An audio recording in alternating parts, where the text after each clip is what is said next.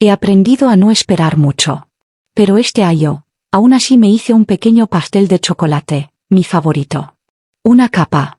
Ganache rico en el centro. Solo una vela. Sin invitados. Sin mensajes. Ni siquiera una tarjeta. Solo yo. Estaba en la encimera, brillando silenciosamente bajo la tenue luz de la cocina. No esperaba que él lo recordara, no realmente. Pero pensé que tal vez, solo tal vez, al menos fingiría. Cuando Marcos entró, lo miró y siguió caminando. Infantil, murmuró, como si la palabra fuera un diagnóstico. Ni siquiera se quitó los zapatos. Solo dejó caer su maletín, se desplomó en el sofá y tomó el control remoto. «¿Qué hay de cena?», gritó, como si fuera cualquier otra noche. Me quedé allí, mirando el pastel. La vela parpadeaba, como si tampoco estuviera segura de si debía seguir encendida. No respondí. En cambio, miré el glaseado. Lo había decorado lentamente, con cuidado, como solía hacerlo cuando aún tenía mi pastelería. Antes de que la abandonara. Por él. Por nosotros. A él nunca le gustó el pastel de chocolate. Decía que era demasiado denso. Demasiado rico. Demasiado. Supongo que igual que yo. Me acerqué y protegí la vela con ambas manos. No pedí un deseo. Solo soplé. No con tristeza. Con algo más. Algo que no había sentido en años. Resolución. Caminé hacia el pasillo y abrí el armario. La maleta ya estaba empacada. Blusas dobladas.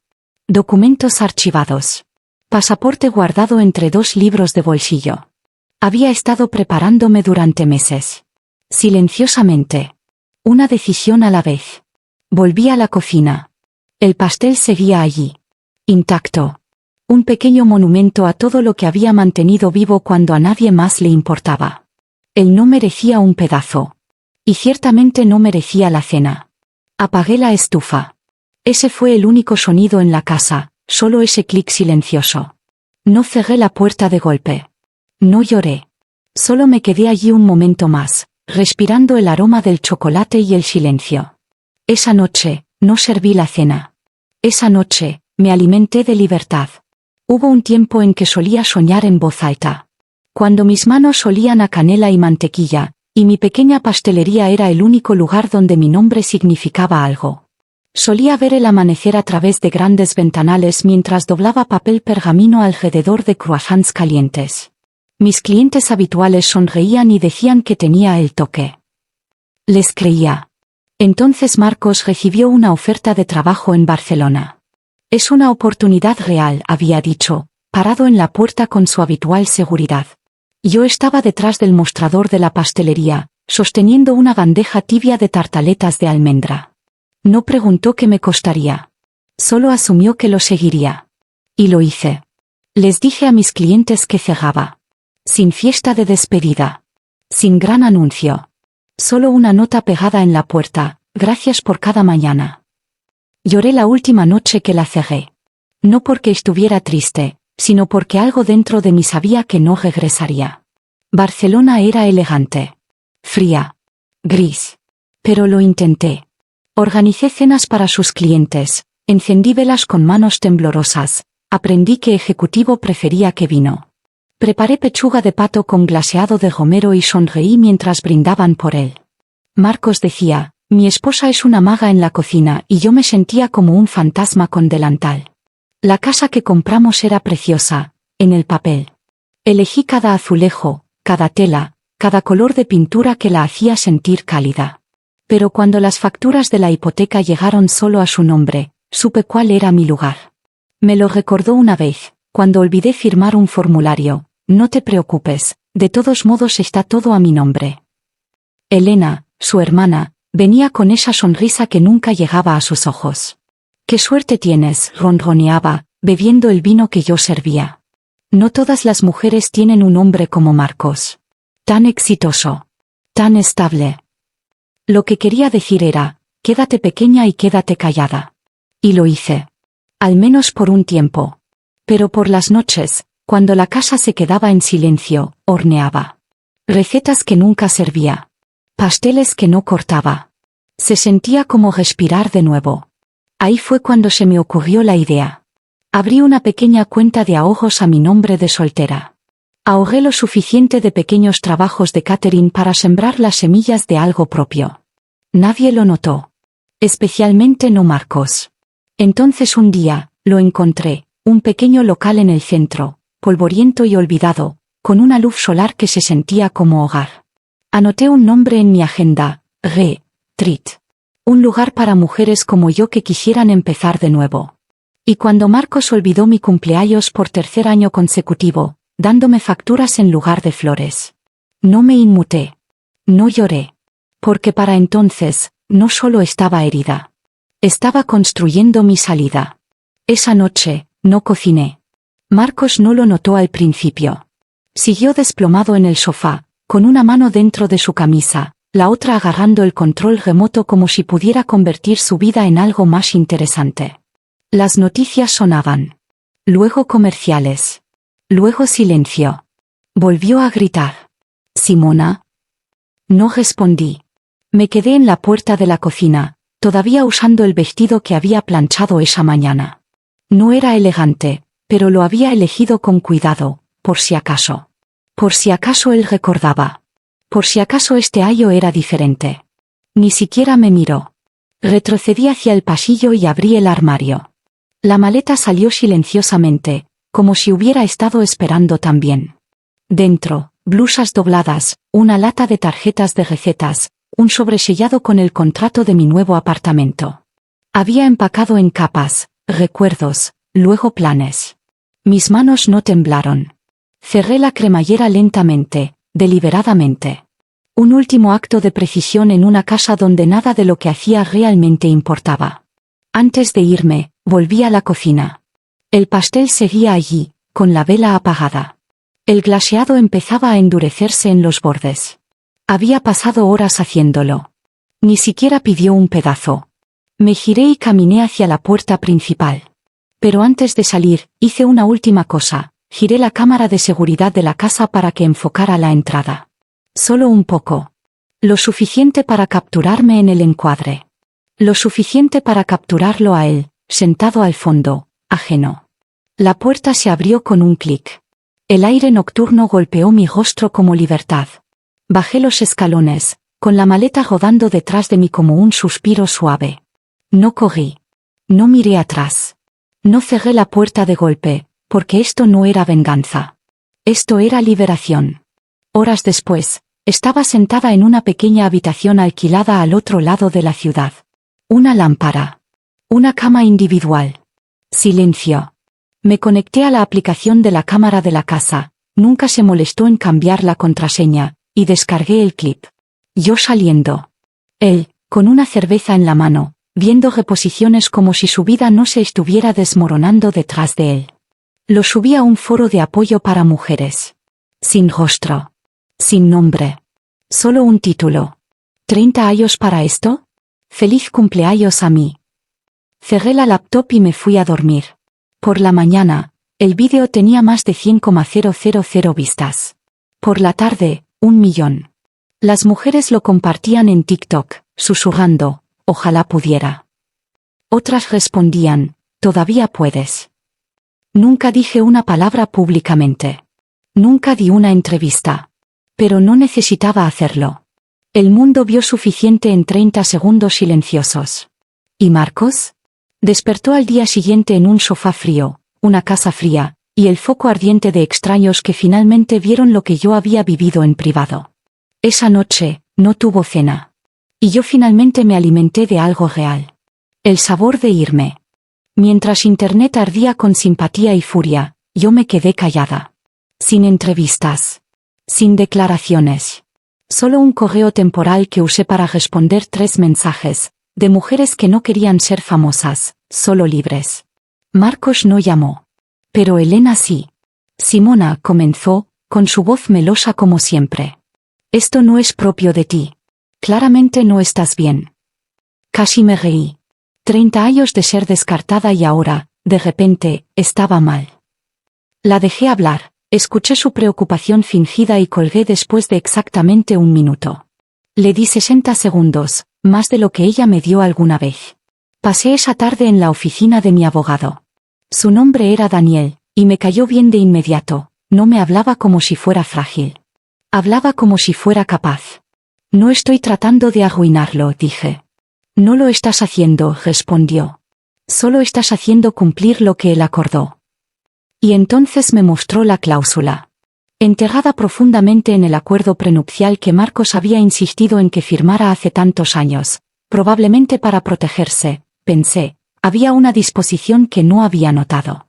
El abandono emocional, si se probaba con el tiempo, podía activar un divorcio rápido con un acuerdo completo para el cónyuge. ¿Olvidó que puso eso ahí?, pregunté, atónita. Daniel se encogió de hombros.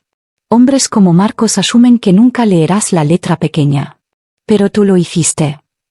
Reunimos todo, mis diarios, viejos mensajes que me enviaba desde vacaciones a las que no me invitaban, fotos de aniversarios que olvidó, recibos de cenas solitarias, registros de terapia detallando años de invalidación emocional. Incluso tenía una captura de pantalla del último regalo de cumpleaños que me dio, un código promocional reenviado para un servicio de limpieza. Pero lo más poderoso, mi calma. Sin estallidos. Sin discursos de venganza. Solo hechos. Solo una mujer reclamando su dignidad. Eso hizo que Elena entrara en pánico. Una semana después, presentó una preocupación ante el tribunal, alegando que yo estaba mentalmente inestable. Dijo que había sido paranoica, que me había aislado y sugirió una evaluación psicológica antes de que se liberaran los activos.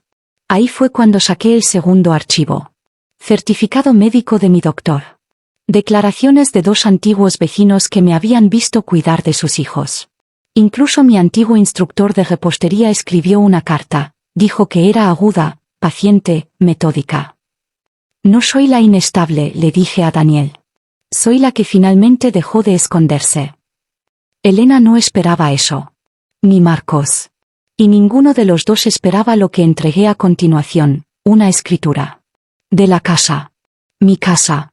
Marcos siempre había insistido en que la hipoteca estaba a su nombre, pero lo que nunca se dio cuenta fue que mi difunta tía me había dejado una suma considerable antes de fallecer. Usé eso para pagar silenciosamente nuestra casa hace años. Había registrado la escritura a mi nombre de soltera. Nunca se lo dije a Marcos. Solo esperé el momento adecuado. Y aquí estábamos. Intentó pelear, por supuesto. Alegó traición. Dijo que lo había engañado. Pero el tribunal no lo vio así. El juez se recostó, miró los archivos y dijo, parece que el señor Virelli simplemente nunca preguntó. Salí de ese tribunal sin alzar la voz. Sin lágrimas. Solo una sonrisa suave y una carpeta en mis manos. La misma mujer que una vez decoraba pasteles con rosas ahora escribía su nombre en documentos legales. Y por primera vez en décadas, me di cuenta. No me conocían en absoluto. El control siempre fue la ilusión favorita de Marcos. Nunca necesitaba alzar la voz o tirar un plato. Controlaba con encogimientos de hombros, silencios y suspiros que me hacían sentir pequeña por siquiera necesitar hablar. No necesitaba decir, estás exagerando. Solo necesitaba parecer decepcionado. Ese tipo de control es silencioso. Peligroso. Se infiltra hasta que olvidas dónde terminas tú y dónde comienza él. Pero ahora, el silencio era suyo para soportar. Empezó con las llamadas, o mejor dicho, con la falta de ellas. Su oficina, que una vez zumbaba con mensajes de felicitación y copas después de victorias trimestrales, se volvió fría. La junta estaba preocupada, escuché. Preocupada por el vídeo viral. Preocupada por su juicio en casa. Preocupada por los susurros de los empleados jóvenes que vieron el vídeo y reconocieron demasiado de sus propios padres en su postura y su silencio. Luego vino la prensa. Silenciosa al principio. Un artículo de opinión aquí, un episodio de podcast allá. No nombraban nombres. Pero no tenían que hacerlo. Todos lo sabían. Una mujer sale con dignidad mientras su esposo bebe cerveza. Una metáfora perfecta para los matrimonios que tenemos demasiado miedo de dejar. Su amigo del gimnasio dejó de responder a los mensajes. Su barbero, que solía hacerle un hueco los fines de semana, ahora decía que estaba completamente reservado durante meses. Su pequeño mundo, El que había construido sobre dominación e indiferencia, se estaba resquebrajando. Y luego Elena. La dulce Elena, con sus blusas de encaje y sonrisas afiladas como cuchillos. Fue más lejos de lo que esperaba. Mientras yo me enfocaba en los documentos legales y las deposiciones, ella había estado trabajando entre bastidores. Contactando a viejos médicos de familia, revisando registros, incluso contactando a mi compañera de cuarto de la universidad para encontrar evidencia de que siempre había sido emocionalmente frágil. Presentó un informe alegando que estaba mentalmente inestable y que había estado en una espiral durante años. Solicitó que me evaluaran antes de que pudiera acceder a los activos matrimoniales. Pero Elena me subestimó. Porque 3 semanas antes, cuando me llamó en pánico, antes de que los medios se abalanzaran, antes de que los abogados se volvieran agresivos, yo había presionado grabar. Todavía recuerdo su voz. Solo déjanos manejar esto, Simona. Si decimos que necesitas descansar, el juez estará de acuerdo. Marcos puede encargarse de las cosas hasta que estés mejor. Silenciosamente. Sin drama. Sin drama. Le envié esa grabación a Daniel. No dijo mucho, solo levantó una ceja y asintió lentamente, como si ya supiera quién era ella. A la mañana siguiente, el archivo de audio llegó al escritorio del juez. Para el mediodía, Elena estaba siendo interrogada bajo juramento. Tropezó. Sudó. Se contradijo 3 veces en menos de 15 minutos. El tribunal desestimó su reclamo. Permanentemente. Señora Virelli, dijo el juez mientras golpeaba el mazo, ha demostrado claridad, cautela y contención. No veo ninguna razón para dudar de su competencia. De hecho, veo a una mujer que sabe exactamente lo que está haciendo. Elena salió de ese tribunal con los ojos pegados al suelo. Nunca levantó la mirada. Marcos estaba sentado en la última fila, con los hombros caídos, mirando su regazo como si tal vez, si se quedaba lo suficientemente callado, desaparecería. Pero el silencio no podía salvarlo ahora. Perdió la casa ese día. El tribunal la transfirió completamente a mi nombre, oficial e irrevocablemente. La misma casa que solía referirse como mía. Salí con las llaves en la mano. Intentó hablarme en el pasillo. Simona, esto está yendo demasiado lejos. Tú no eres así. Me giré, lo miré a los ojos por primera vez en semanas y dije. No, Marcos. Nunca supiste cómo soy. Solo sabías lo que te permití creer. Y luego me fui. No por ira. Por claridad. El hombre que una vez controló todo, ahora no tenía nada que sostener.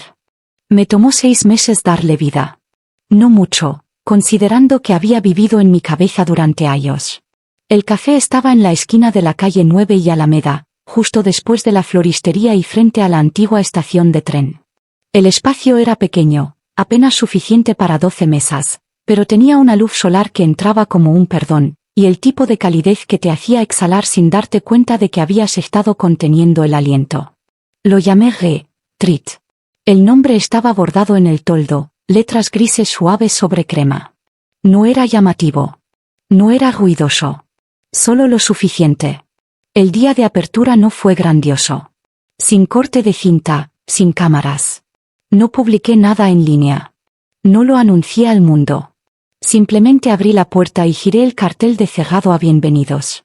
Para el mediodía, el aire estaba cargado de canela, espresso y risas silenciosas.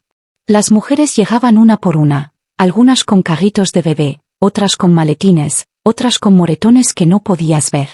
A cada una le entregaba una servilleta con su pedido. Y un bolígrafo. Escribe un sueño, decía el cartel. Grande o pequeño. Solo tuyo. Los colgábamos en la pared trasera, justo al lado de la estantería y la lámpara de segunda mano que siempre zumbaba cuando se calentaba demasiado. Para el final de la primera semana, la pared floreció, notas garabateadas con letra temblorosa, cursiva, letras mayúsculas, incluso crayones. Volver a la escuela. Dormir toda la noche sin miedo. Abrir un puesto de flores. Sentirme hermosa otra vez. Algunas me hacían llorar. Otras me hacían reír.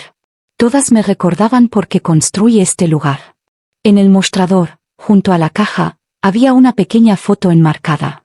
Era del pastel que hice en mi último cumpleaños, solo una capa, una vela, y el glaseado empezando a agrietarse. Había tomado la foto esa noche antes de irme. Junto a ella había una pequeña placa. La libertad sabe a chocolate. La gente siempre sonreía al leerlo.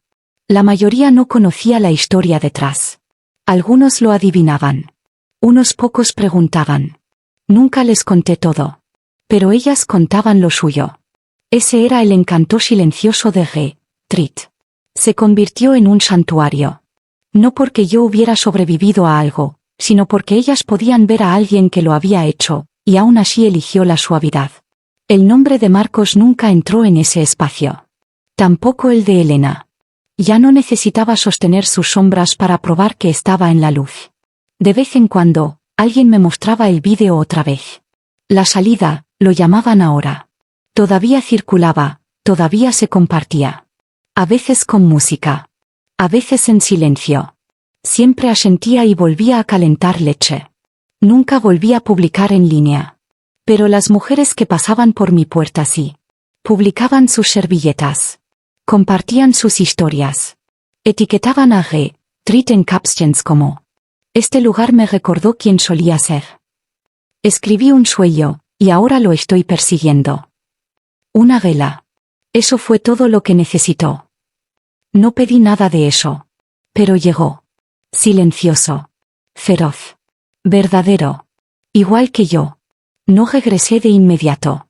Por un tiempo, la casa se sintió como un campo de batalla, y había pasado demasiados años caminando de puntillas sobre minas que nunca puse. Pero una tarde, cuando las hojas apenas empezaban a cambiar y el aire olía levemente a clavo y hierba seca, me paré en la puerta y supe que podía volver. La pintura estaba descolorida. El porche crujía. Pero era mía. No solo legalmente. Emocionalmente. Espiritualmente. Verdaderamente. Pasé semanas restaurándola, no con lujos, sino con amor. Nuevas cortinas en la cocina. Macetas bajo las ventanas. Planté lavanda silvestre en la entrada, del tipo que florece tarde y obstinada. Como yo. Una mañana, salí con un nuevo buzón y lo atornillé yo misma. Ese Virelli. Ya no su nombre. El mío. Al otro lado de la ciudad, Marcos debió haberlo oído. No se comunicó. Pero imagino que la curiosidad venció al orgullo eventualmente, porque lo vi un día. Pasó lentamente en coche, como si tuviera intención de seguir pero no pudiera evitar detenerse. Las ventanas estaban abajo. Nuestro viejo coche. El mismo gris apagado. El mismo hombre cansado dentro. No se detuvo. No saludó. Pero vio las flores. La pintura. El nombre. Y lo supo. Dentro de la casa, en la pared sobre el pequeño escritorio donde solía estar su estudio, colgué dos cosas.